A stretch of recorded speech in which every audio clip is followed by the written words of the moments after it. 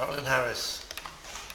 Diolch yn fawr, Mr Hanson. May I say what a pleasure it is to serve under your chairmanship. The recent budget did very little for any part of the UK, but did absolutely nothing for Wales. And today I will focus on two specific issues that could have and should have benefited from this year's budget. I will talk specifically about the 1950s women pension scandal and a campaign very personal to me, and that's the Children's Funeral Campaign. By now, many of you on these benches know what I'm going to say regarding the unfair and unjust treatment of 1950s women. Without the time to prepare and make the necessary alternative arrangements, many women born in the 1950s are left in financial despair. But this is nothing new to the government. We have been here before, and sadly, no doubt, we will be here again. But it's important to reiterate that a pension is not a benefit. It is an entitlement that these women have paid into. Many 1950s women, and today I'm specifically talking about Welsh 1950s women, are currently in work not because they want to, but because they have to. Almost 200,000 women in Wales are or will be dramatically affected by the changes to the state pension, and over 3,000 in my own constituency of Swansea East have been unfairly treated by these changes. Many of these women are desperate. They call my office every day. They tell me they've had to sell their furniture, other belongings, are relying on family, relying on friends, and some even the food banks just to exist. The ability to work and the availability of jobs is not an option for all women born in the 1950s who find themselves in this position. For some of these women, their jobs are physically demanding, and because of their health, they can no longer do things they were able to do when they were younger. And therefore, as a result, many of these Welsh women are having to rely on the benefit system. Caseload data for unemployment benefits, such as job seekers allowance and universal credit, has significantly increased by the number of women over 60 who are accessing these benefits. Now, many Welsh local authorities are stepping up to the plate and are calling on the government to make appropriate provision for these women. And we know local authorities such as Caerphilly, Neath, Port Talbot, Rhondda, Wrexham and my own Swansea have all pledged support for a fair transitional payment for these women. And many, many more local authorities are working towards replicating that pledge.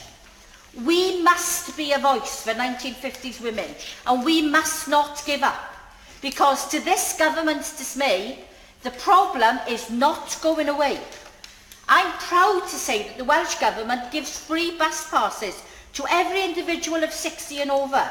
This puts Welsh 1950s women at an advantage in as much as they're able to travel freely. This is especially important if they're expected to travel to benefits offices or work trial placements that are a requirement of unemployment benefit that they are having to claim to survive. And as this campaign goes on, so the government's shame grows. Every debate that this government hears is a missed opportunity to put this issue right. It's time the government started listening to what these women have to say. And now I turn to a very, very personal campaign, and that's the Children's Funeral Fund. And many will have heard me talk about it in the chamber and talk about it on a number of occasions, but it is so important to me that I need to talk about it again. And I want to thank every member, some in this room on both benches, who signed a letter I recently sent to the Prime Minister. Because for 14 months, I've been asked the government to show compassion, to ease the pressure on bereaved parents, and to introduce a UK-wide Children's Funeral Fund. And for 14 months I've been stalled.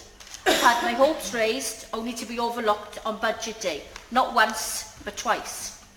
But thankfully last year the Welsh Labour government listened, and they realised that for a relatively modest amount of money, they could make a considerable difference to bereaved parents in their hour of need.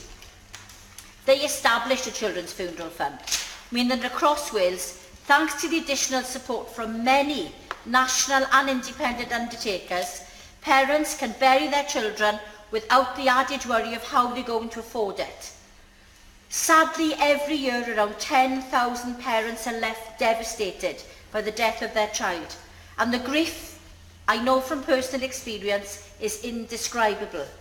And the idea of putting a price on the funeral of your loved child is something that, well, undoubtedly nobody would ever even want to consider until they are forced to have to and to face that bill.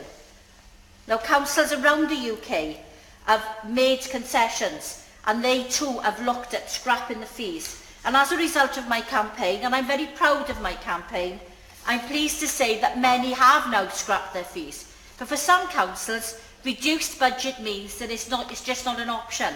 And in the most extreme cases, costs can be high as £4,000 just for the upfront costs to have a funeral.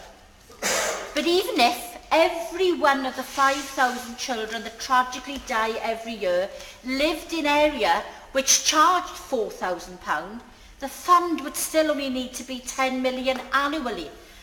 And we know that that is a rarity. Most local authorities charge less than £1,000. So the amount that I'm actually asking for is so far below the £10 million, it literally is small change. It's not a big sum of money for the Treasury. And this campaign is supported from across the House.